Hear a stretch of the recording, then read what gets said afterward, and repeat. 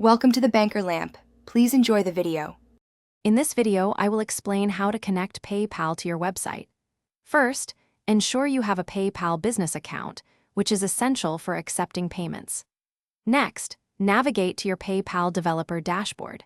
This is where you will find the tools and information needed to integrate PayPal seamlessly. We will cover the initial setup, making sure your website is ready to process transactions efficiently and securely for your customers. Now, let's explore your integration options. You can choose from simple PayPal payment buttons, which are perfect for quick setups, or more advanced API integrations for custom solutions.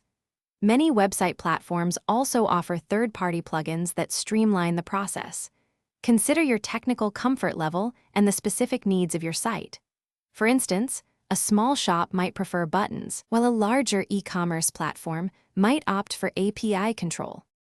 Once you've chosen your method, it's time for implementation. If using buttons, simply generate the code from your PayPal account and embed it directly onto your product pages. For API integrations, you'll need to obtain API credentials like client ID and secret keys from your developer dashboard. Remember to always test your setup thoroughly in the PayPal Sandbox environment first, ensuring everything works perfectly before going live with real transactions. Before launching, rigorous testing is crucial. Use the Sandbox environment to simulate various payment scenarios, confirming that all transactions process correctly and funds are directed to your account. Once satisfied, switch your integration from the Sandbox to the live production environment. Continuously monitor your transactions and be prepared to troubleshoot any issues that may arise. This ensures a smooth and reliable payment experience for all your customers.